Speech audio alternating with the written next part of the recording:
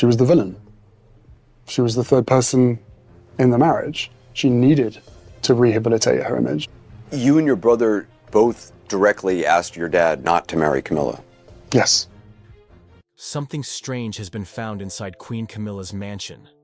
Something so shocking that even the FBI couldn't believe their own eyes. For years, everything seemed normal, but behind those fancy walls, a secret was hiding. A secret so big, it could change everything people thought they knew about the royal family. The moment investigators stepped inside, they knew something wasn't right.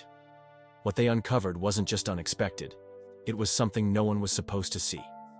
What could be hiding in the home of one of the most powerful women in the world? And why was it kept secret for so long? The presence of FBI agents at Queen Camilla's mansion is not something anyone expected. The Federal Bureau of Investigation deals with major crimes, including international fraud, political scandals, and hidden financial transactions. The fact that they were seen at Ray Mill House, Queen Camilla's private residence, raises many questions. One of the biggest mysteries here is why the FBI, an American agency, would be involved in an issue related to the British royal family. Normally, British authorities like MI5, Scotland Yard, or the Metropolitan Police would handle anything related to the monarchy. But this time, something was different. Something was serious enough to bring in US investigators. There are a few possible reasons why this happened, and each one is more shocking than the last. Could it be international crimes? One of the most common reasons for the FBI to investigate someone outside the United States is money laundering or financial crimes that affect American businesses or banks. The royal family has access to billions of dollars, and not all of it is accounted for publicly. Their wealth comes from taxpayer money, private estates, international business dealings, and secret investments. If something illegal was happening behind the scenes, like money being funneled through hidden accounts or offshore transactions, then the FBI would definitely get involved. There have been whispers in financial circles about large amounts of money moving mysteriously between royal accounts and offshore havens. Could Camilla's mansion have held key documents, bank records, or even secret safes that connect to a larger investigation? If this was the case, the FBI might have been looking for evidence of hidden financial activity, possibly linked to tax evasion, fraud, or even funding controversial international deals. But if it wasn't money, what else could be hidden in the mansion? A hidden royal secret? Camilla's Ray Mill House isn't like Buckingham Palace or Windsor Castle. Those places are heavily guarded, monitored by British security services, and have strict protocols for who can enter. But Ray Mill House is privately owned by Camilla. That means fewer people watching, fewer restrictions, and more secrecy. If someone wanted to hide something, whether it was stolen artifacts, controversial documents, or even something more personal and damaging, this mansion would be the perfect place. One theory suggests that the FBI might have been looking for classified documents or hidden letters that could expose royal secrets. The British royal family has been in power for centuries, and over that time, there have been many cover-ups, scandals, and untold stories. Could Camilla have been keeping something hidden in her mansion that was never meant to be found? Maybe these were letters from past monarchs, discussing things the public was never supposed to know. Maybe it was evidence of a cover-up related to a major royal scandal. Or maybe, just maybe, it was something that could change the way we see the British monarchy forever. A whistleblower might have tipped off the FBI. The FBI doesn't just investigate random rumors from social media. They need solid evidence before they act. So how did they even get the idea that something suspicious was going on at Camilla's home? One of the most likely explanations is that someone from the inside leaked information. This could be a former royal staff member, a trusted advisor, or even a security official who had access to what was happening behind closed doors. There are a few possibilities. A former employee who saw something unusual and decided to report it. A royal insider. Maybe someone who had a personal reason to bring Camilla down. A legal informant. Someone who had been secretly gathering evidence for law enforcement. Now, here's where things get even more interesting. What if this whistleblower was from Camilla's own circle? Could it have been someone who lost trust in the monarchy? Could it have been someone who was once close to the Queen Consort but later turned against her? Some theories even suggest that Prince Harry could be involved. He has been vocal about his struggles with the royal family, and his book Spare exposed many secrets about Camilla, Charles, and the entire royal institution. Could Harry or someone in his team have come across damaging information and decided to take action? Or was it someone completely unexpected? A former royal security officer, a housekeeper, or even a financial advisor who realized they were involved in something too big to stay silent about? Could there be leaked documents?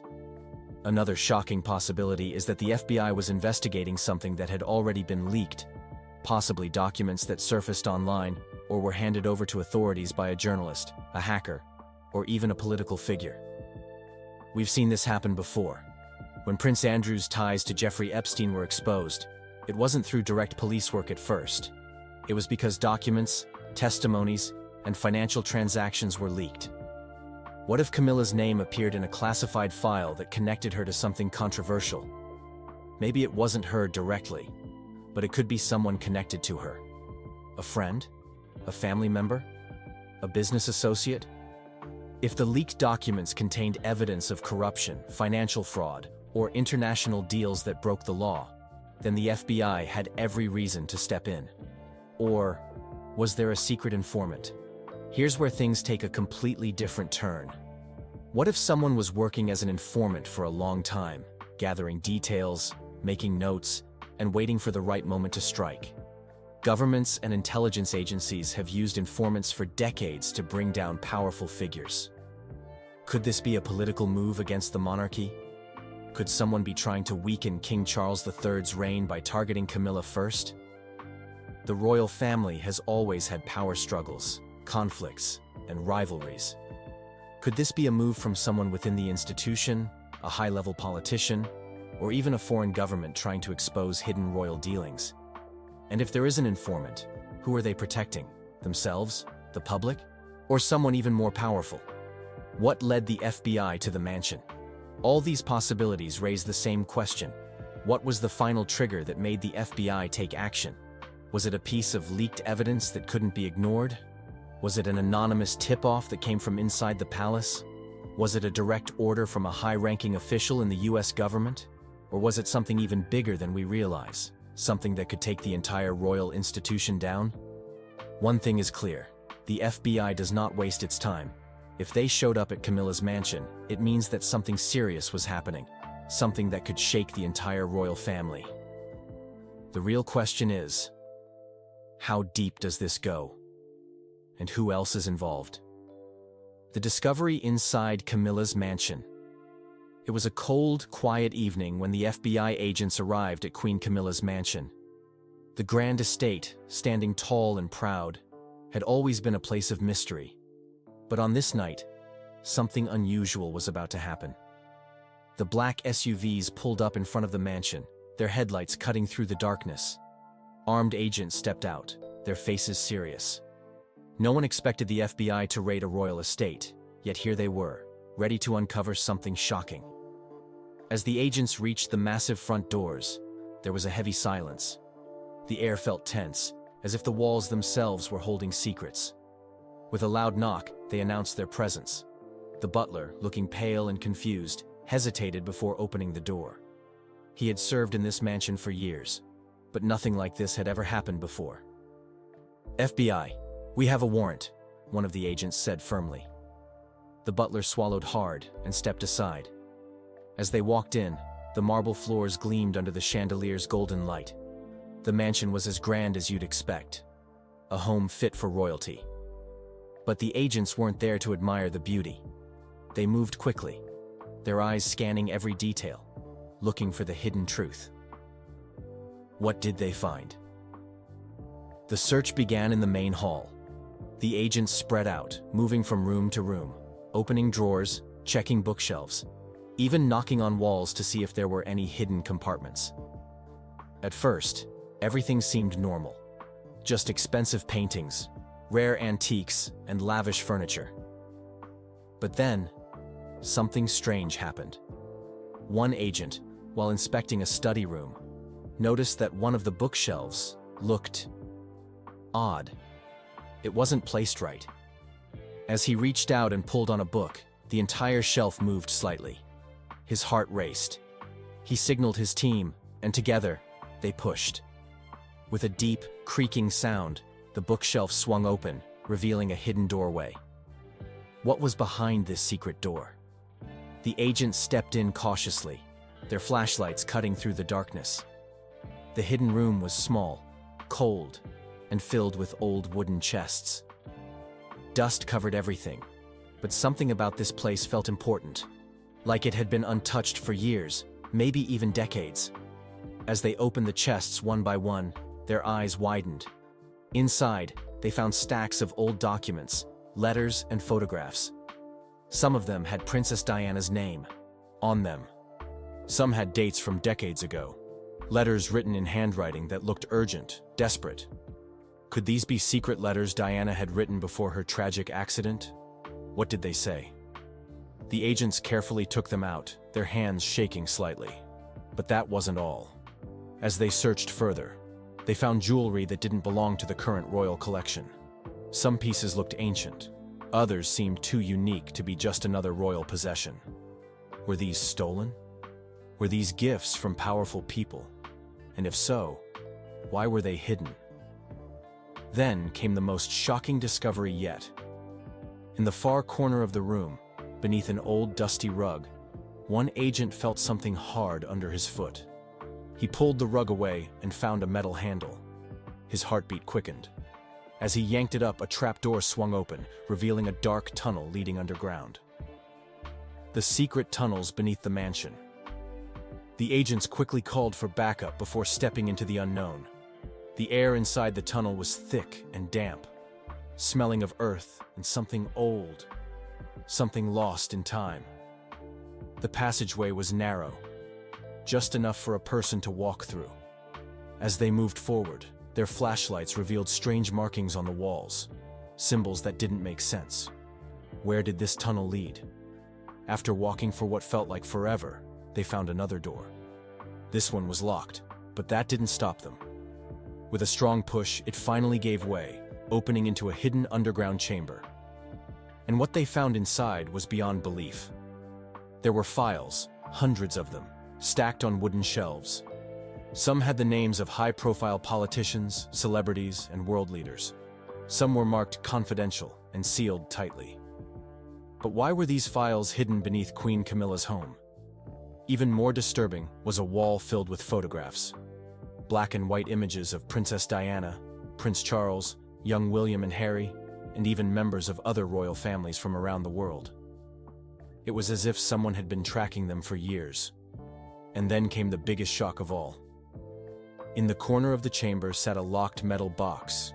The agents, now fully aware that they had uncovered something massive, forced it open. Inside, they found audio tapes, letters, and documents that seemed to hint at something sinister, something connected to Diana's tragic death. Could this be the missing piece of a decades-old puzzle? Was there more to Diana's passing than what the world was told? By now, the mansion was crawling with investigators. The items discovered were immediately seized, packed into evidence boxes, and transported away for examination. But the real question was, would the public ever know the full truth? Rumors started flying. Some officials wanted to keep everything secret, while others insisted that the findings should be made public. The palace remained silent, refusing to comment. But one thing was clear. This was not just a simple investigation. This had the potential to shake the very foundation of the British monarchy. Queen Camilla's reaction. As expected, Queen Camilla was furious. The moment she heard about the search, she rushed back to the mansion, demanding answers. Sources say she was seen speaking angrily on the phone, possibly to King Charles or other high-ranking officials. But here's the thing, she didn't seem surprised. It was almost as if she already knew what was in that hidden room. But if that's the case, why was she keeping it a secret? Camilla's public statement was brief. She dismissed the raid as a misunderstanding and claimed the items found had historical significance, but were nothing out of the ordinary. But we all know that's not how the world works. If it was nothing, why was it hidden? Why were there secret tunnels? Why were there documents related to Diana? And most importantly, what happens next? Because if this is just the beginning, then we might be on the edge of one of the biggest royal scandals in history. Could this change everything? Could this have something to do with Princess Diana? Now, this might sound crazy to some, but for years, people have believed that Diana's death wasn't just an accident. Some say she was silenced because she knew too much. Others believe she was planning to expose some dark secrets about the royals. So, here's where it gets interesting. The FBI, yes, the American agency, has never really been involved in the British royal family's affairs like this before. So why now? Why Camilla's mansion? And why did they reportedly seize documents from the property? Could it be possible that those documents contained information that Diana left behind? Maybe letters, secret tapes, or even a journal where she wrote about things she wasn't supposed to talk about. Let's not forget, before she died, Diana herself said that she feared for her life. She even wrote a letter in 1995 to her butler, Paul Burrell, saying, "My husband is planning an accident in my car, brake failure, and serious head injury." This was 2 years before she actually died in a car crash. So, was she warning us? Did she know something that we were never supposed to know? And if she did, could Queen Camilla have been hiding proof of that all these years? Was Camilla being blackmailed? Now let's think about something else. What if this wasn't about Diana exposing the royals, but rather, someone blackmailing Camilla? Camilla has never been a fan favorite. The world loved Princess Diana, and for years, Camilla was seen as the woman who ruined Diana's marriage. Even after Diana's death, people never fully accepted her. But what if Camilla has been keeping secrets to protect herself? Imagine if someone had information about Diana's death or some other hidden royal scandal. Something so damaging that it could ruin her and King Charles forever. Wouldn't she do anything to keep that quiet? And if that person tried to blackmail her, demanding money or power in exchange for their silence, wouldn't she need to hide whatever proof they had? Could that be what the FBI found? Maybe secret letters from a blackmailer. Maybe bank transactions showing hush money being paid. Maybe recordings of conversations she didn't want anyone to hear. And here's another thing. Why wasn't the British police involved in this? If something suspicious is going on inside a royal estate, wouldn't it be the UK authorities handling it? Instead, we have the FBI stepping in. Could this mean that this whole thing is bigger than just the UK? Could this involve other countries, powerful leaders, or hidden deals that go beyond just the royal family? And if so, is that why this whole thing feels so secretive? Is this a threat to King Charles's reign? Now, let's talk about the king himself. King Charles has waited his entire life to be king, and now that he finally sits on the throne, this happens. Could this put his entire reign in danger? If the world suddenly found out that the royal family was hiding something huge, something that could make people lose trust in them, what would happen? The royal family already has problems. People aren't as loyal to them as they used to be. Many in the UK believe the monarchy is outdated, and there have even been talks of abolishing it altogether. If this scandal turns out to be something serious, it could be the final nail in the coffin. And let's not forget, Camilla and Charles have always had a complicated past. If this somehow traces back to Diana, it could make Charles look even worse in the public eye. Would people start demanding answers? Would they question his ability to be king? And could this lead to King Charles stepping down? There's already been whispers that Charles might not rule for long. Some believe he'll pass the throne to Prince William sooner than expected. Could this scandal be the reason why? Is there a cover-up happening right now? If this was just a small issue, wouldn't the royals or the government come out and clear the air? Wouldn't they explain why the FBI was at Camilla's mansion? But instead, silence. No one is talking. No official statement. No denials. Nothing. And we all know what that means. When people stay quiet, it's usually because there's something to hide. Could the media be under pressure to keep things quiet? Could the government be working behind the scenes to bury this whole thing before it spirals out of control? Think about it. This is one of the most powerful families in the world. If something truly damaging was found in Camilla's mansion, would we ever even hear about it? Or would it just disappear like so many other royal scandals before it? Because let's be real, the royal family has a history of making problems go away. From affairs to secret deals, to even Prince Andrew's connections to Jeffrey Epstein. Every time something shocking comes out, it just seems to vanish from the headlines after a while. Could this be another case of a royal cover-up? Could we be witnessing something huge, but we just don't realize it yet? And most importantly, what else is being hidden?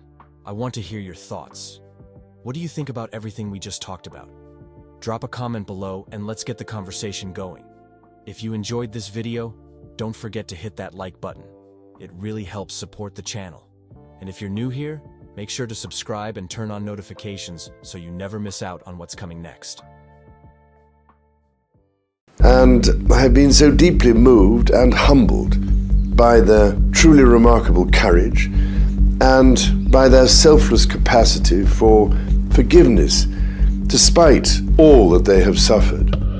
King Charles can finally share what happened is sure to make jaws drop. For decades, rumors and whispers surrounded the real story behind Charles and Diana's marriage, leaving fans with burning questions. Now, after years of regret and hidden truth, Charles is ready to spill the details that could change everything we thought we knew. From unexpected revelations to shocking confessions, nothing remains off limits in this tell-all.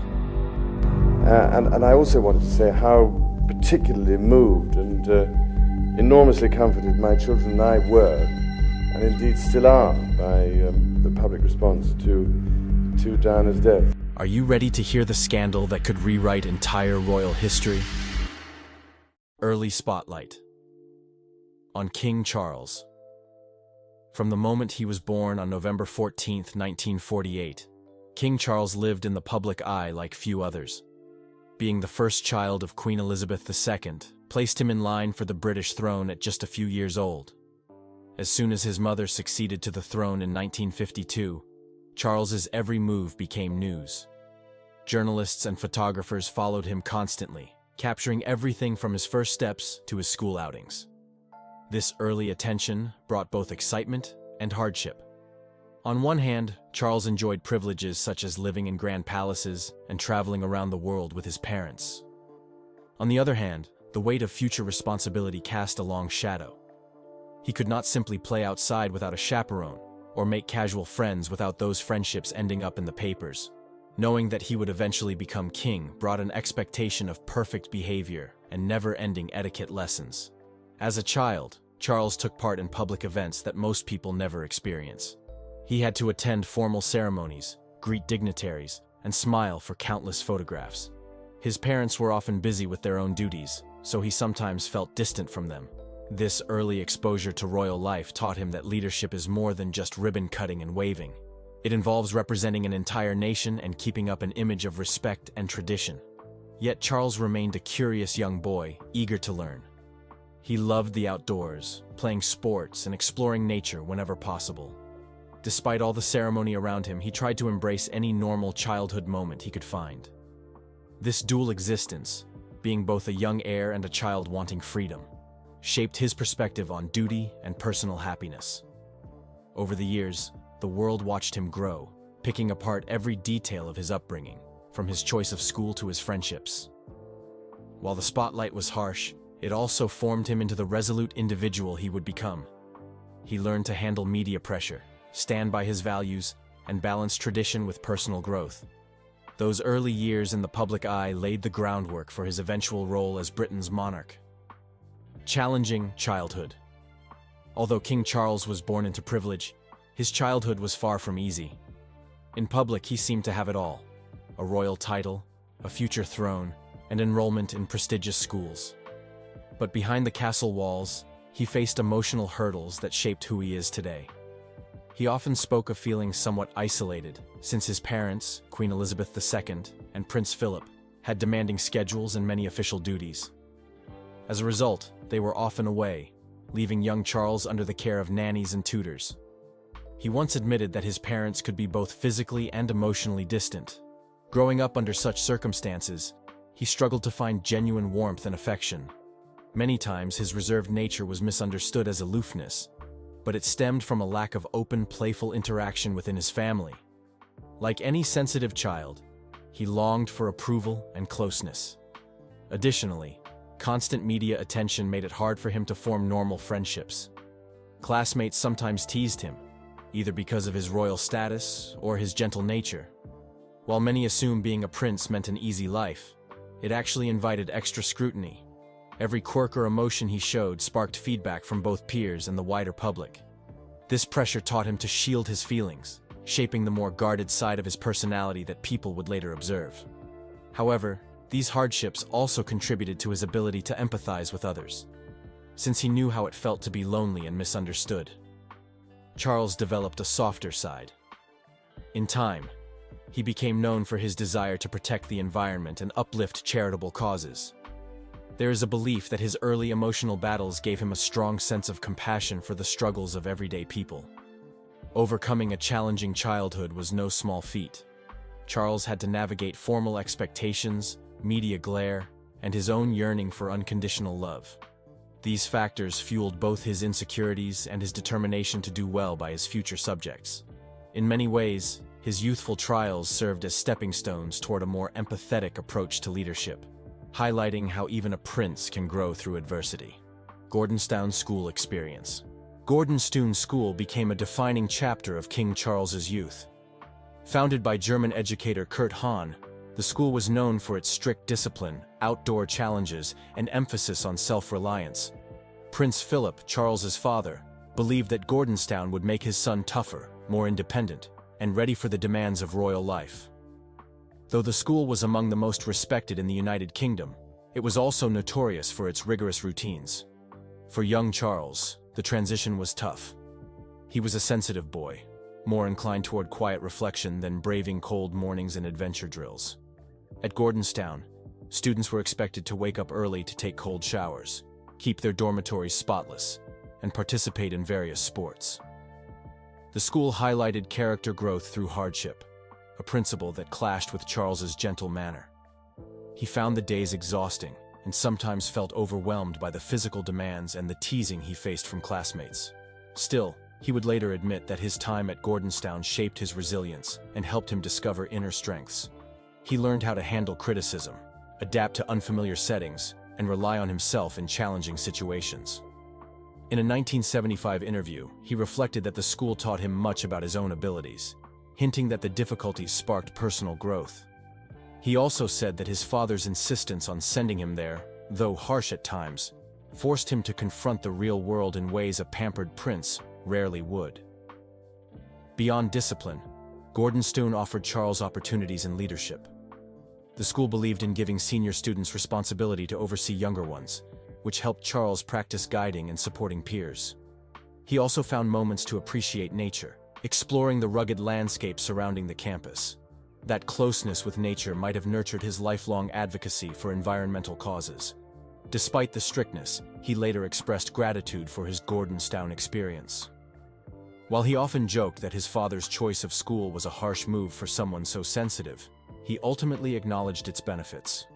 By enduring trials of physical endurance, structure, and teamwork, Charles discovered personal qualities that would serve him well as he prepared for the responsibilities of a future king.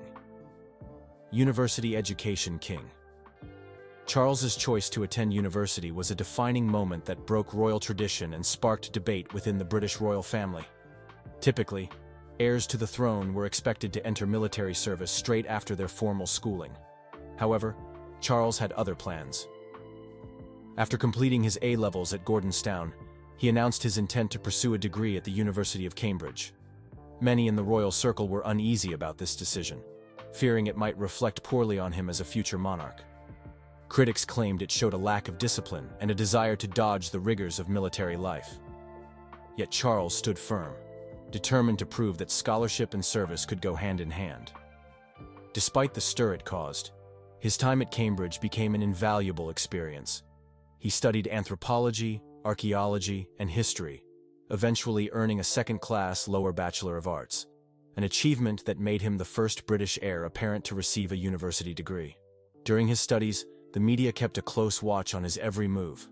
Reports of Charles strolling through campus with classmates or attending social events always made headlines, reflecting a public keenly curious about how he would balance academic pursuits with his royal obligations. For Charles, this period was about more than attending lectures and writing essays. It allowed him a taste of relative independence, a chance to mingle with fellow students and immerse himself in intellectual debate. He engaged in discussions ranging from historical events to global challenges, broadening his cultural awareness. This exposure seemed to strengthen his worldview and shape his future philanthropic interests. In particular, experiencing life beyond palace walls helped him understand ordinary people's struggles, an understanding that would later influence his passion for charitable causes. Still, not everyone was so accepting of his academic adventure.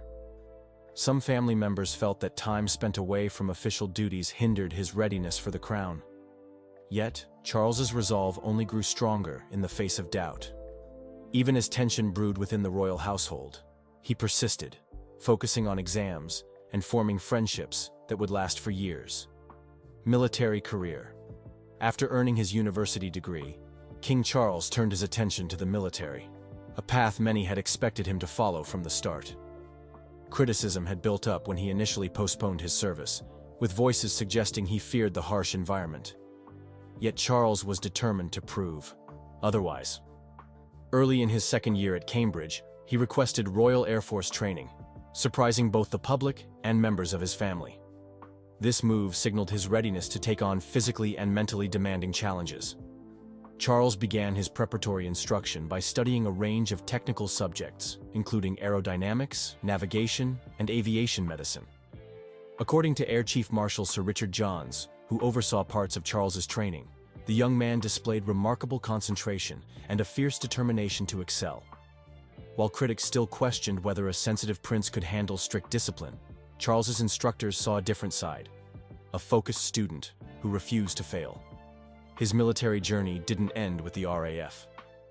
Charles soon embarked on a career in the Royal Navy, following in the footsteps of his father and grandfather. He took an accelerated course at Britannia Royal Naval College, quickly adjusting to life on ships, destroyers, and frigates. Over time, he served as a gunnery officer on the HMS Minerva and took on responsibilities that tested both his leadership and technical skills. His active involvement in real operations, such as monitoring a Soviet submarine, showcased his calm under pressure and willingness to adapt to life at sea. One highlight of Charles's service was his development as a pilot. He spent countless hours in the cockpit, perfecting maneuvers and formation flying. His dedication paid off when he earned the Double Diamond Trophy, marking him as one of the top pilots in his class. Eventually, Charles advanced to commanding officer of the minesweeper HMS Brownington, where he led a small crew through routine exercises and real missions involving leftover World War II ordnance. By December 1976, he concluded his active military career with the rank of commander. Though some once doubted his ability to withstand rigorous training, he left with a record that spoke volumes about his commitment and skill. In many ways, his time in uniform demonstrated that a future monarch could balance tradition with personal ambition, all while earning the respect of both royal and military circles. It was one more stepping stone on a journey that would soon lead him to a deeply complex chapter of life. Meeting Princess Diana. Meeting Princess Diana. The story of King Charles meeting Princess Diana often leads to mention of a shooting party hosted by Diana's older sister, Sarah. But according to Charles himself, their very first meeting happened in a less glamorous setting, a freshly plowed field. In that moment, Diana was a shy 16-year-old, while Charles was in his late 20s, dating Sarah. Despite the age gap and the prince's existing relationship, Diana captured Charles's attention. He was charmed by her youthful spirit and unique warmth, but with his eyes fixed on Sarah at the time, he barely acted on those feelings. Not long after, Charles joined Sarah for a ski trip, and their blossoming relationship was widely documented by the media, who celebrated them as a potential match. Behind the scenes, though, something else was happening. During a gathering at Sarah's invitation, Charles and Diana ended up talking in private. She led him on a brief tour of her home's gallery, and he found her kindness and energy irresistible, even if he couldn't publicly show it. Meanwhile, Diana was flattered by the prince's genuine interest. Yet the situation was far from simple. Sarah was still very much in the picture. In a surprising twist, Sarah herself ended up ending the relationship with Charles. She gave a frank interview to a magazine, boldly stating she was not in love with him, nor had any intention of marrying into the royal family. The public was stunned, considering how they had seemed happy together during their ski outings. Within months, Sarah married someone else, causing the media to pivot and focus on the evolving connection between Charles and Diana. With Sarah now out of the equation, Charles felt freer to pursue the younger sister who had captivated him from that first encounter. Still, there were unavoidable concerns about their 12-year age difference and Diana's limited experience with the public eye. Undeterred, they began seeing more of each other. The royal family, always conscious of appearances, kept a close watch on their dates, intrigued by the possibility that Diana might be a suitable bride for the future king. Marriage to Diana. The marriage of King Charles and Princess Diana was hailed as the event of the century, a dazzling ceremony watched by hundreds of millions worldwide. From the outside, it looked like the ultimate fairy tale. Royal pomp, horse-drawn carriages, and a stunning bride adored by onlookers everywhere she went. Yet beneath the grand displays of love and pageantry, trouble brewed. Diana, who was only 20 when she wed the future king, soon found that royal life was far more complex than she had imagined. One early warning sign came during their engagement interview. When asked if they were in love, Diana confidently said yes, but Charles replied, "Whatever in love means." His awkward response drew public concern, and privately, Diana admitted that it hurt. Troubles mounted further during their engagement when she discovered Charles had purchased a gift for his ex-girlfriend, Camilla Parker Bowles. Though Diana considered calling off the wedding, she pressed on, buoyed by her sister's support, but harboring deep fears about Charles's loyalty. Their wedding day remained a spectacle of joy, at least to the millions watching on television. Behind the scenes, however, cracks formed in the marriage almost immediately. Diana struggled with the relentless scrutiny of the press and the expectations placed on her as a royal wife. Charles, meanwhile, did little to hide his lingering attachment to Camilla, fueling Diana's worries and later her heartbreak. Over time, the emotional strain took a visible toll. Diana spoke openly about her feelings of inadequacy, and Charles, unsure how to handle her distress, seemed to drift further away. Eventually, the rumors of Charles's ongoing affair became impossible to ignore. Diana confronted Camilla directly, pleading for her to leave Charles alone. When that failed, the tension boiled over, leaving Diana feeling more isolated than ever. The media, hungry for drama, devoured every hint of conflict. The final blow arrived when intimate phone conversations between Charles and Camilla leaked to the press, exposing the true extent of their relationship. Faced with a scandal that rocked the monarchy, Charles publicly admitted the affair. A deeply wounded Diana, in turn, shared her side in televised interviews, famously remarking that, "There were 3 of us in this marriage." In 1992, they formally separated, finalizing their divorce in 1996. What began as a fairy tale had become a cautionary story of love, betrayal, and public intrusion, forever shaping how the world viewed the House of Windsor and the couple at its center. Infidelity and marital troubles.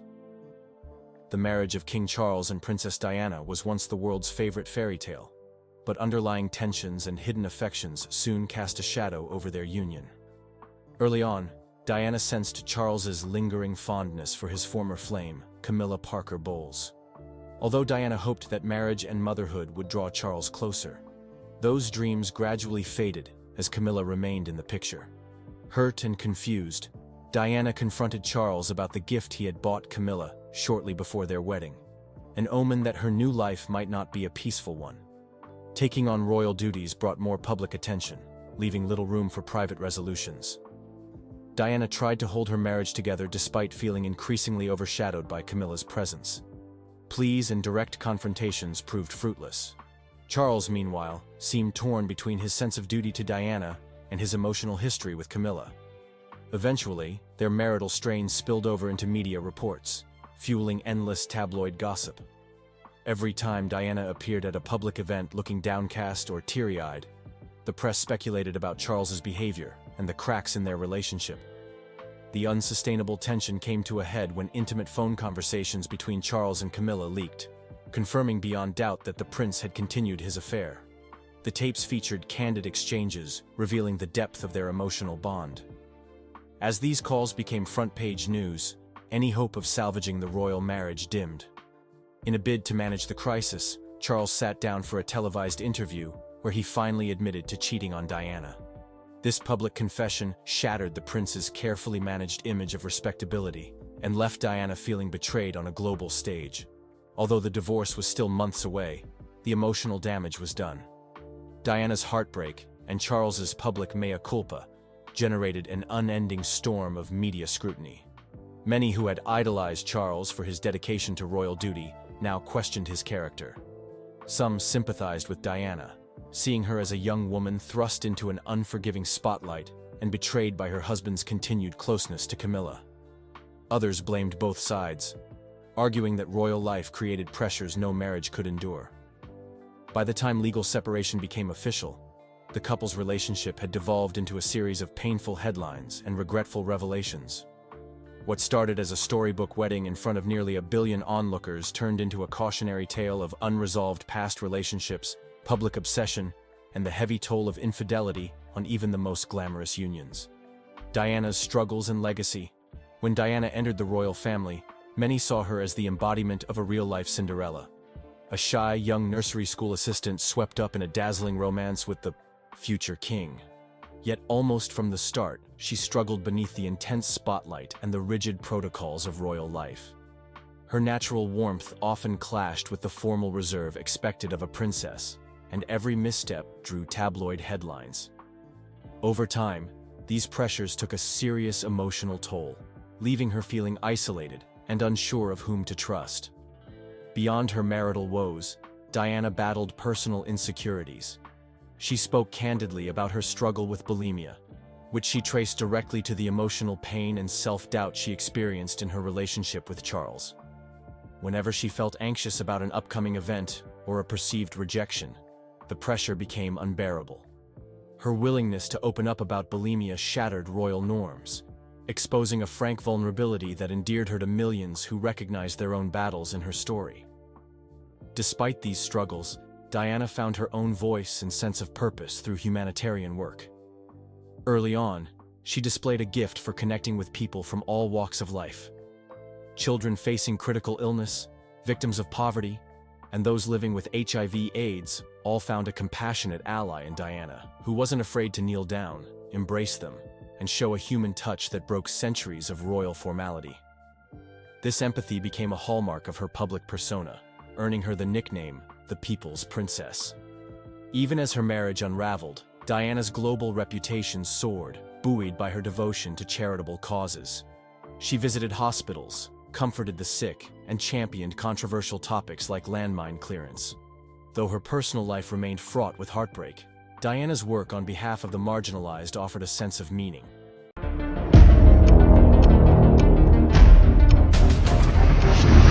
Thursday marks 20 years since Princess Diana was killed in a car crash inside a Paris tunnel. For years, people have wondered what really happened to Princess Diana. Some believed it was just a tragic accident, but others thought there was a secret behind it. Now, something unbelievable has happened. Queen Camilla has been sentenced for Diana's death. How did it come to this? What will happen to the royal family now? The truth has finally come out, and nothing will ever be the same again. How Camilla became a suspect. For years, people have whispered, argued, and even shouted about Camilla's role in Diana's tragic story. Was she really just the other woman? Or was there something more? Let's go back to where it all started. Camilla and Charles go way back, before Diana was even in the picture. They met in the early 1970s and fell in love, but for one reason or another, Charles didn't marry her. Instead, he ended up with Diana, a young, beautiful, and innocent woman who seemed perfect for the role of a princess. But there was a problem. Charles never really got over Camilla. Even after marrying Diana, Charles kept Camilla close. Too close. Diana wasn't stupid. She saw what was happening. Imagine being married to a man who secretly loves someone else. That's what Diana had to live with. And she didn't just stay silent about it. In 1995, she sat down for one of the most famous interviews in history. Looking straight at the camera, she said the words that would be remembered forever.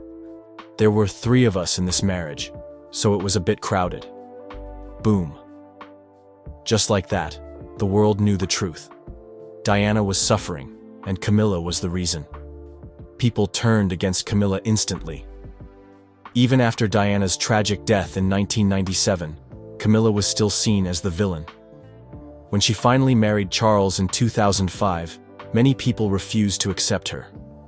Some still blame her for Diana's pain, and now, with new evidence coming to light, some believe she played a role in Diana's death itself.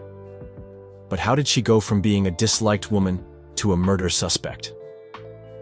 Let's talk about it.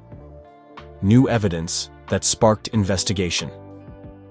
For years, the case of Diana's death was considered closed. The official story was that she died in a tragic car crash in Paris, caused by a drunk driver trying to escape the paparazzi. But was that really all there was to it? Recently, something changed. New documents were leaked. Documents that, according to insiders, were never meant to be seen by the public. These papers hinted at a bigger plot behind Diana's death, something much darker than an accident. But that's not all. Some former royal staff members, who had stayed quiet for decades, finally spoke up. One witness, whose name hasn't been revealed yet for security reasons, claimed that Diana feared for her life before she died. She allegedly told her closest friends that she believed someone was planning to get rid of her. And guess what? She even wrote a letter predicting that she would die in a car crash. That's chilling, isn't it? But here's where Camilla comes in. According to these leaked documents and witness accounts, there were people within the royal circle who saw Diana as a problem. She was too popular, too powerful, and, most importantly, she wasn't afraid to speak the truth. This made her dangerous, especially to those who wanted Charles and Camilla to eventually be together without any obstacles. Now think about it. If you were Camilla and you knew your path to becoming queen was being blocked by a woman the whole world adored, how would you feel?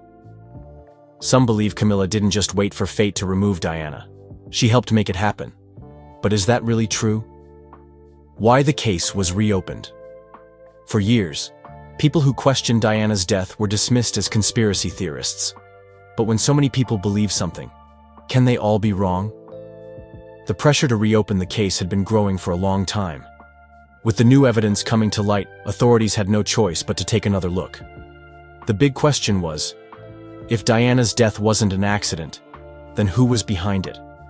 And if there was a plan to eliminate her, how deep did it go? Investigators started pulling old records, re-examining statements, and questioning people who had stayed silent for years. One thing became clear. There were too many loose ends in Diana's death. Too many strange coincidences. And the more they dug, the more Camilla's name started popping up. At first, many thought this was crazy. Why would Camilla of all people be involved? But then, when the leaked documents suggested that Diana had warned about a plot against her, people started listening.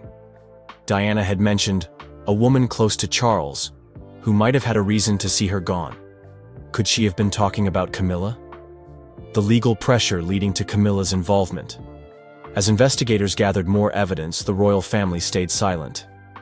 They didn't want to comment on rumors. But behind palace walls, something was happening. Lawyers were being called. Meetings were being held.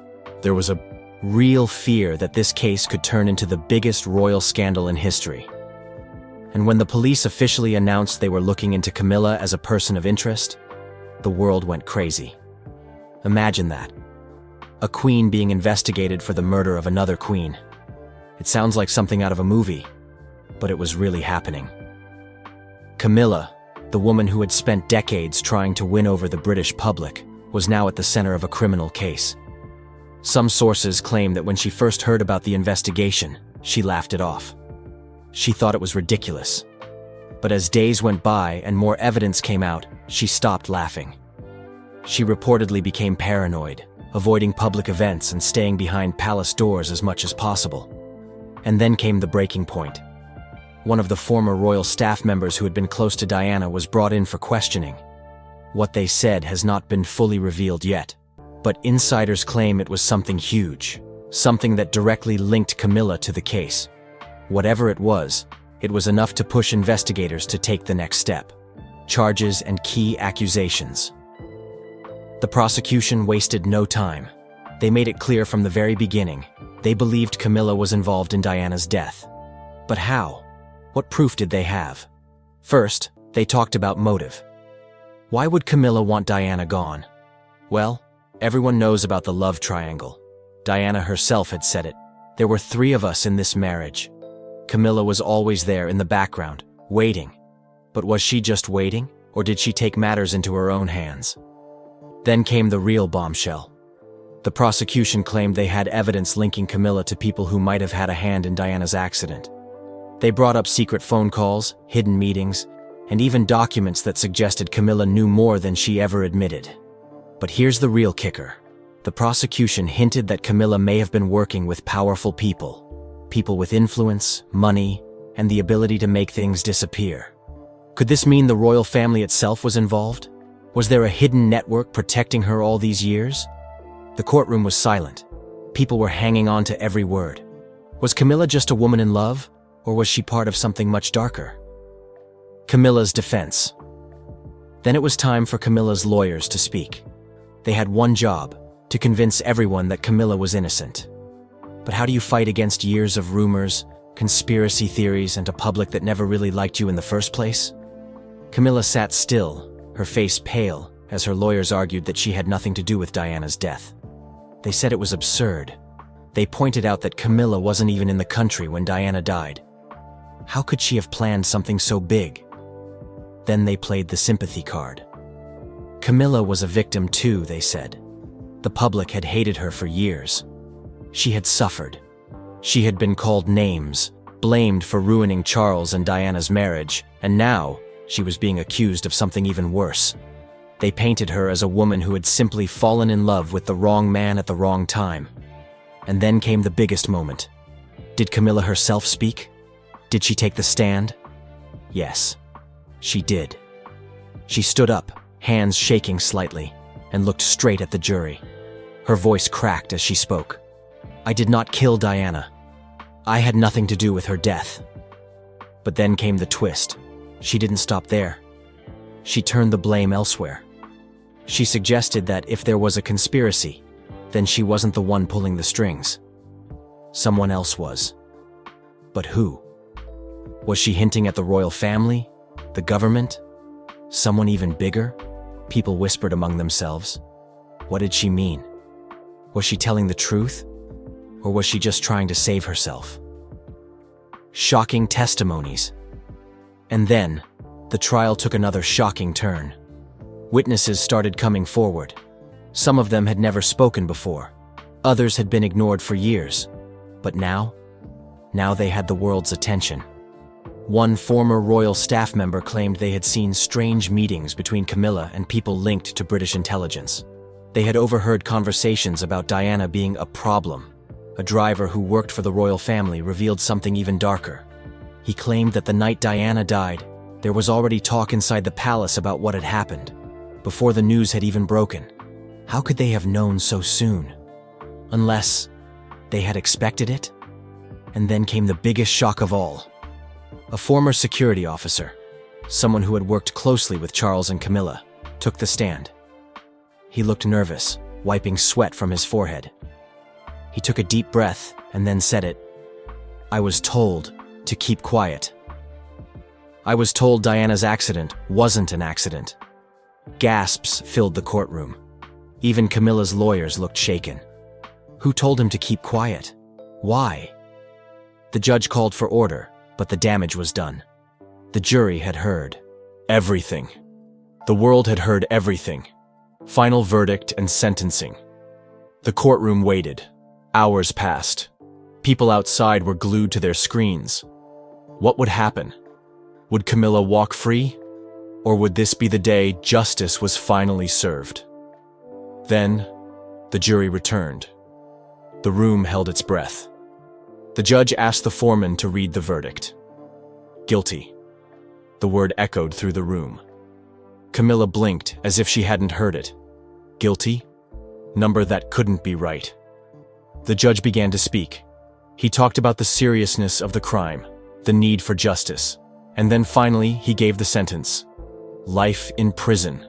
The room exploded. Some people cheered, others gasped. Reporters rushed outside to break the news. Queen Camilla, now just Camilla Parker Bowles again, had been sentenced to life. And then came her reaction.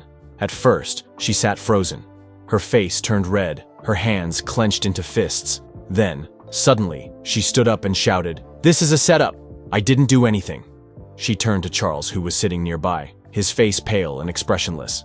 "Say something. Tell them." But Charles didn't move. He just stared ahead, like he wasn't really there. Camilla tried again. She begged, she screamed, but no one listened. The guards moved in, grabbing her arms. She fought, but it was no use. They led her away, her voice still echoing through the room. And just like that, it was over. But was it? Because as Camilla was taken out, the questions still remained. Was she really the mastermind? Or was she just a piece in a much bigger game? And if she was, then who was still out there, hiding in the shadows? So, what happens next? Camilla has just been sentenced. The entire world is in shock, and now the big question is, where does she go from here? Camilla's fate. Now, let's be real. Camilla is not the kind of person to just sit back and say, "Oh well, I guess I'll go to prison now." She has spent decades climbing her way to the top. She went from being the most hated woman in Britain to the queen of the country. Do you really think she will give up that easily? Camilla still has powerful friends, expensive lawyers, and, most importantly, King Charles himself. He has spent years defending her, making the public accept her, and trying to erase the memory of Princess Diana. Would he just stand there and let her rot in jail? Absolutely not. So, of course, the first thing Camilla will do is appeal. Her lawyers will argue that the trial was unfair, that the evidence wasn't strong enough, and that she was targeted because of who she is. They might even say that the case was nothing but a conspiracy to bring down the monarchy. But here's the problem. Appeals take time. A long, long time. While the process is happening, Camilla will have to wait. And no, she won't be waiting in her fancy palace. She will be in prison. Well, Camilla won't be thrown into just any regular prison. She won't be sitting in a tiny cell with 10 other women. She is still the queen consort, and whether people like it or not, she has special status. This means she will likely be sent to a high-security prison for VIPs, where she will have her own cell, some level of protection, and probably more comfort than an average prisoner. One possible location is HMP Bronzefield, the UK's most high-profile women's prison. It has housed some of the most dangerous female criminals in Britain, but it also has private cells for high-profile inmates. Camilla would likely have limited contact with other prisoners for safety reasons, but make no mistake, prison is still prison. There are no royal servants, no fancy dinners, no designer dresses, just a small room, a metal bed, and a life completely controlled by prison rules. Can you imagine Camilla waking up to the sound of prison guards, eating simple food off a plastic tray, and having no access to luxury? Would she even be able to survive it? And then there's another question. How will the public react to seeing a queen in prison? Would people feel bad for her? Or would they celebrate, saying justice has finally been served for Diana? The monarchy's future. Now, here's where things take a dark turn for the royal family. Because this isn't just about Camilla. This is about King Charles, too. Think about it. His wife has just been convicted for being involved in the death of Princess Diana. His entire reputation is now hanging by a thread. People are furious. The media is going crazy. Protests are breaking out in the streets. And the big question on everyone's mind is, can King Charles stay on the throne after this? For years, there were already people who didn't want Charles to be king. Many believed the throne should have gone straight to Prince William after Queen Elizabeth's death. Charles was never as popular as his mother, and now, with this scandal, his rule is in serious danger. The British monarchy survives on public support. If the people lose faith, the system starts to fall apart. And let's be honest, after this trial, how many people will still support him? The Queen was loved because she stayed away from scandals. Charles, on the other hand, is now right in the middle of one of the biggest royal scandals of all time. Some experts believe that he will try to hold on to the throne, hoping the public will eventually move on. But others think he might be forced to step down, either because of public pressure, or even because of a decision made within the royal family itself. And if Charles steps down, who takes over? Prince William. Will this scandal lead to the end of the monarchy? Now, this is the biggest question of them all. Could this be the final nail in the coffin for the British royal family? We have to remember, the monarchy has already been struggling. Younger generations are losing interest. Many people feel like the royal family is outdated, unnecessary, and a waste of taxpayer money. But this could push things over the edge. For decades, people have suspected that Diana's death wasn't an accident. Now, with Camilla's sentencing, many will see this as proof that something dark has always been lurking within the royal family. And when the public loses trust, it's very hard to get it back. Imagine this: millions of people demanding the monarchy be abolished, protests outside Buckingham Palace, governments debating whether to cut off funding to the royals. Could we really see the end of the monarchy in our lifetime? One thing is for sure. After this scandal, the royal family will never be the same again. But now, I want to hear from you. Do you think Camilla deserves this sentence? Will Charles survive the backlash, or is his reign doomed? And most importantly, do you believe this could be the beginning of the end for the British royal family? Let's talk about it in the comments. If you enjoyed this video, make sure to hit that like button. It really helps out the channel. And if you don't want to miss the next update on this insane royal scandal, subscribe and turn on notifications so you'll be the first to know when I drop a new video. Thanks for watching, and I'll see you next time. Princess Charlotte has become a symbol of this generational shift. Her public appearances have always been characterized by her poise and composure. But behind the polished image lies a young royal navigating the pressure of her circumstances. Will she embrace her role as part of William's vision for a modern monarchy? Or will she resist, seeking to carve out her own path? The question is one that no one can answer yet, but it's clear that Charlotte's reaction carries significant weight. Her silent struggle mirrors the very challenges facing the royal family. How to balance tradition with the demands of an evolving world. Meanwhile, Queen Camilla's struggle highlights another layer of this unfolding story. After decades of public scrutiny, Camilla's promotion to Queen Consort was meant to be the crowning moment of her journey. Yet as Prince William consolidates his power, Camilla finds herself increasingly sidelined. For someone who worked tirelessly to secure her place in the monarchy, her exclusion is both frustrating and symbolic. The younger generation, William and Catherine, have taken center stage, leaving Camilla questioning her legacy. While her title remains intact, her influence is fading, and many are left wondering if this marks the beginning of the end of her role as a key player in the monarchy. Behind closed doors, insiders suggest that King Charles and Camilla are facing growing strain in their relationship. As Charles leans on William and Catherine to lead, Camilla's frustrations have only deepened.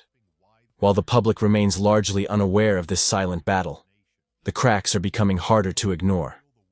Charles may have intended to secure the monarchy's future by elevating William, but in doing so, he has inadvertently left Camilla on the periphery. Will she fight to reclaim her place, or will she accept her diminishing role within the palace? The future of the monarchy hangs in the balance, and every decision made now will have lasting consequences. Princess Charlotte. A key to the monarchy's future. Princess Charlotte's story is more than just a footnote in the royal family's journey. It's a reflection of the delicate balance between old traditions and the new world William is working to create. At such a young age, Charlotte is already grappling with the pressures of being part of one of the world's most watched families. The royal household has spent years carefully crafting her public image, presenting her as poised, mature, and ready for the responsibilities she will inevitably face. Yet William's bold decisions have made her role far more complex, and Charlotte now faces a crossroads that could define her place in the monarchy for decades to come. As William and Catherine rise in prominence, Princess Charlotte is left to wonder what this means for her future. Once seen as part of the supporting cast to her older brother, Prince George, Charlotte is now being viewed in a new light. Her father's modern vision for the monarchy means that the expectations placed upon her are evolving. No longer just a child in the background, Charlotte is increasingly positioned as a key figure in the monarchy's future. But the question remains, how will she respond to the shifting tides of power within her family? The monarchy has always been defined by its ability to adapt to the times, but this transition has been anything but smooth. The silent tension between the older and younger generations of royals is impossible to ignore, and Princess Charlotte's reaction to her father's decisions has captured the public's attention. While Charlotte has often been praised for her grace and maturity beyond her years, this moment is testing her in ways that no young royal should have to endure. As William continues to reshape the monarchy's role in the modern world, Charlotte must find her footing amidst the chaos. Her journey is not just personal, it is symbolic of the greater challenges facing the royal family. Can Charlotte embrace the responsibilities that come with her position? Or will she push back against the weight of her family's expectations? Will she step forward and become an integral part of William's vision?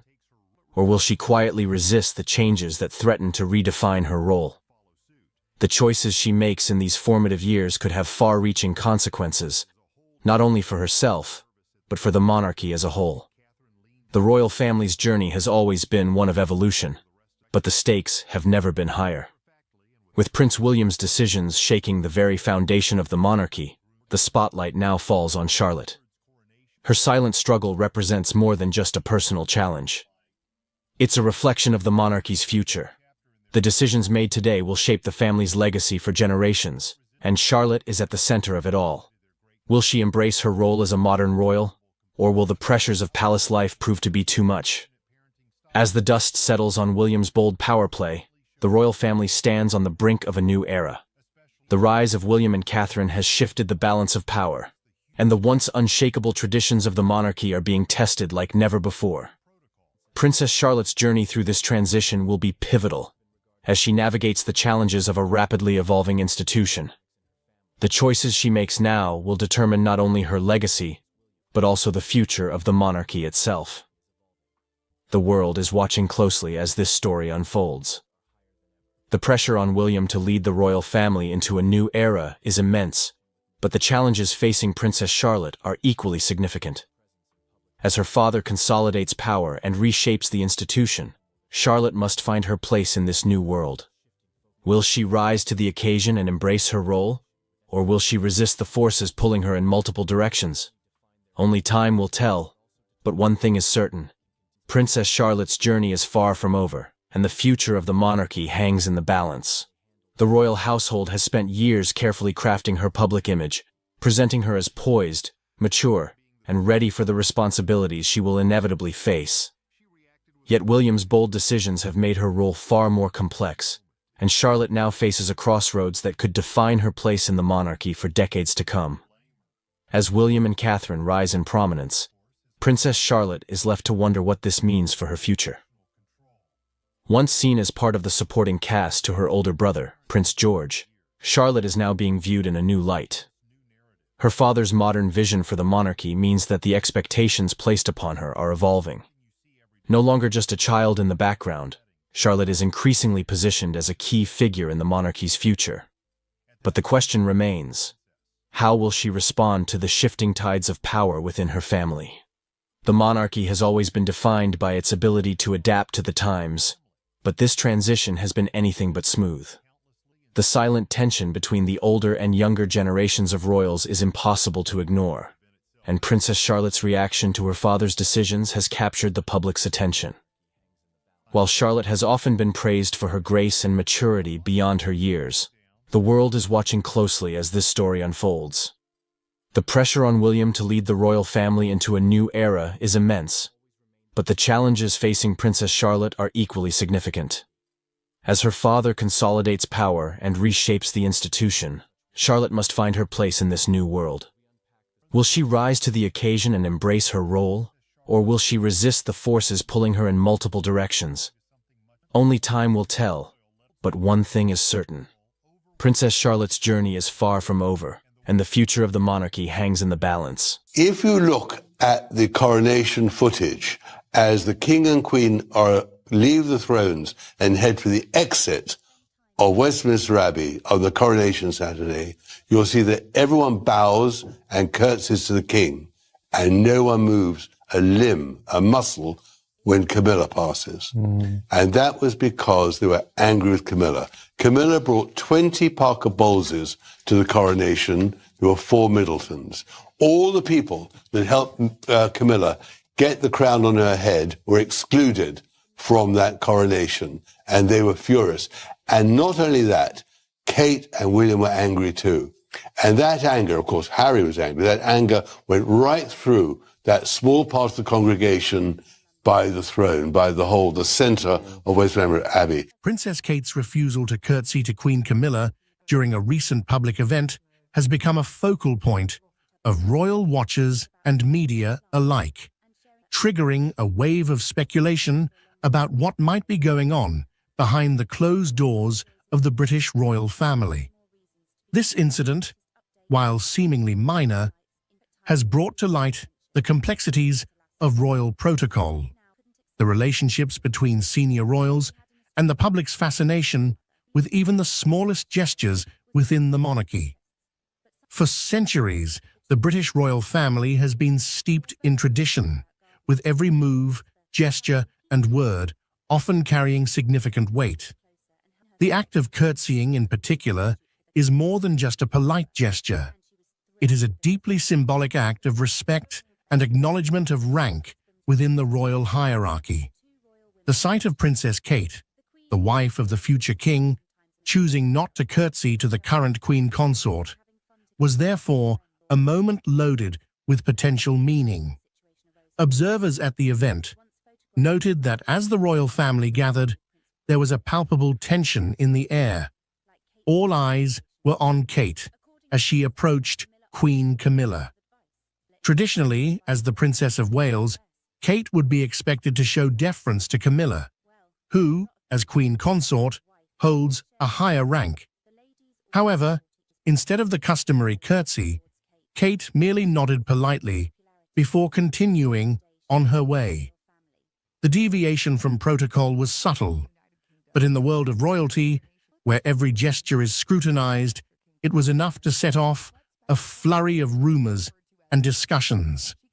Some insiders suggest that Kate's decision may have been influenced by a series of recent events that have strained her relationship with Camilla. It's no secret that the royal family has faced numerous challenges over the years, from the death of Princess Diana to the ongoing struggles with public perception and the media.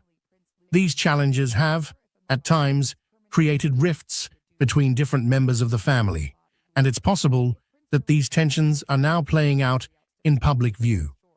One potential source of tension could be the differing approaches Kate and Camilla have taken toward their royal duties. Kate, known for her modern approach and emphasis on mental health and children's issues, has become a beloved figure in the UK and beyond. Her calm demeanor and dedication to her role have won her widespread praise, particularly among the younger generation of royal watchers. On the other hand, Camilla's journey to becoming queen consort has been fraught with challenges, including her long and controversial relationship with King Charles, which was initially met with public skepticism. Over time, Camilla has worked hard to carve out her own role within the monarchy, focusing on issues such as domestic violence and literacy. Despite their different approaches, both women are united by their commitment to the monarchy and their families. However, the recent incident suggests that there may be underlying differences in how they view their roles and each other. Some sources close to the royal family have hinted that there may have been disagreements over how certain royal duties should be handled or how public appearances should be managed, leading to a build-up of tension that finally surfaced in this public moment. This isn't the first time that the British royal family has found itself at the center of public scrutiny due to interpersonal dynamics. The relationship between Queen Elizabeth II and Princess Diana, for example, was often portrayed as complex, with Diana's popularity and modern approach sometimes clashing with the traditionalism of the monarchy. Similarly, the relationship between Prince Harry and Meghan Markle and the rest of the royal family has been a source of intense media interest and public debate, particularly after the couple's decision to step back from their royal duties and the subsequent revelations about their experiences within the family. In many ways, the monarchy's public image is shaped as much by these personal relationships as by official duties and public engagements. The British public, and indeed people around the world, have a deep fascination with the royal family, viewing them not just as leaders, but as symbols of continuity, tradition, and national identity. As such, any sign of discord or deviation from the norm within the family is often magnified, leading to intense speculation and debate. The incident involving Kate and Camilla has also highlighted the challenges that come with navigating the complex world of royal protocol. While the rules and traditions of the monarchy are designed to maintain order and respect, they can also be a source of tension, particularly when personal feelings come into play.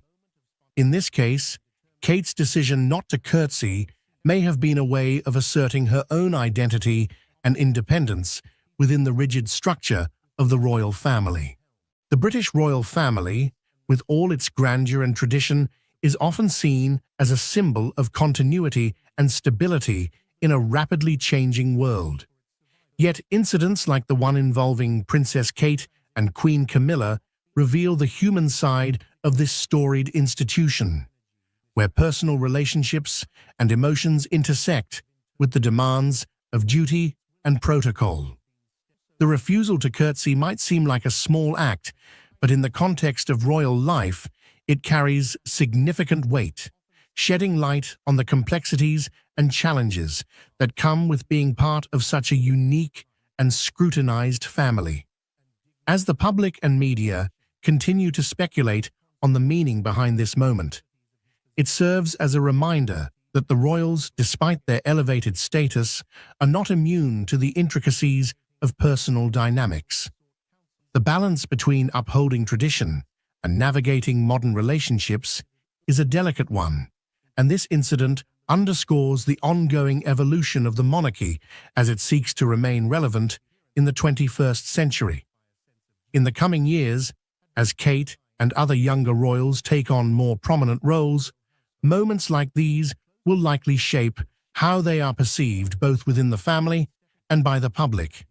Will they adhere strictly to tradition, or will they seek to redefine their roles in a way that reflects their own values and the changing expectations of society? The answer to this question will play a crucial role in determining the future of the monarchy. For now, this incident stands as a moment of reflection, not just for the royal family, but for all who follow their story. It highlights the ongoing tension between personal feelings and public expectations, a theme that has run through the history of the British monarchy. As the world watches how this situation unfolds, it will be interesting to see how the royal family navigates this latest challenge and what it reveals about the future direction of the institution. Ultimately, the story of the British royal family is one of endurance, adaptation, and the constant balancing act between tradition and change. In a shocking turn of events, King Charles III has stepped down from his role as the monarch of the British royal family. This unprecedented move has sent shockwaves through the United Kingdom and around the world. Camilla, Queen Consort, has reportedly been deeply affected by this development, with sources close to the palace describing her as being in tears. This decision marks a significant moment in British history, altering the future of the monarchy in ways that were previously unimaginable. The announcement came after a series of private meetings within the royal family, leading to the king's official abdication. The news of King Charles III stepping down as the monarch of the British royal family has reverberated across the globe, marking a historic moment in the centuries-old institution. This decision, which has taken many by surprise, was made following a series of private discussions within the royal family. The gravity of the situation is evident, as sources close to Buckingham Palace have revealed that Queen Consort Camilla has been deeply moved by the decision, with reports indicating that she has been brought to tears by the turn of events. King Charles' decision to abdicate has not only shaken the foundations of the monarchy, but has also left the public and royal watchers in a state of disbelief. After years of waiting in the wings, as the heir apparent, Charles ascended to the throne, following the passing of Queen Elizabeth II. His reign, though short, has been marked by attempts to modernize the monarchy and address the changing dynamics of British society. However, his decision to step down comes as a significant departure from royal tradition, where abdications are rare and often carry considerable implications. In the days leading up to the announcement, there were whispers of tension and uncertainty within the royal household. Insiders have suggested that Charles faced mounting pressure, both from within the family and from external forces, to reconsider his role. The king's health, public opinion, and the future of the monarchy were reportedly central to these discussions. Despite the challenges, many believed that Charles would continue to fulfill his duties as monarch. However, the final decision to abdicate indicates the weight of the considerations he had to bear. Camilla, who has stood by Charles's side for decades, is said to have been particularly affected by the decision. As Queen Consort, she has faced her own share of public scrutiny and challenges. The prospect of Charles stepping down from the throne has added a personal dimension to the situation, amplifying the emotional toll it has taken on her. Those close to the couple have described Camilla as being visibly distressed, struggling to come to terms with the new reality of their lives. Her tears are a testament to the profound impact this decision has had on those within the royal circle. The implications of King Charles's abdication are vast and complex. For the royal family, it means a sudden shift in the line of succession, with Prince William now poised to take on the role of king sooner than anticipated. This change is likely to have far-reaching consequences for the monarchy, as William's vision for the future may differ significantly from that of his father. The British public, too, is grappling with the news, as they come to terms with the idea of another transition in leadership so soon after the passing of Queen Elizabeth. Internationally, the decision has prompted reactions from world leaders and royal families across the globe. The British monarchy has long been a symbol of continuity and stability, and the abdication of a sitting monarch is a rare and significant event.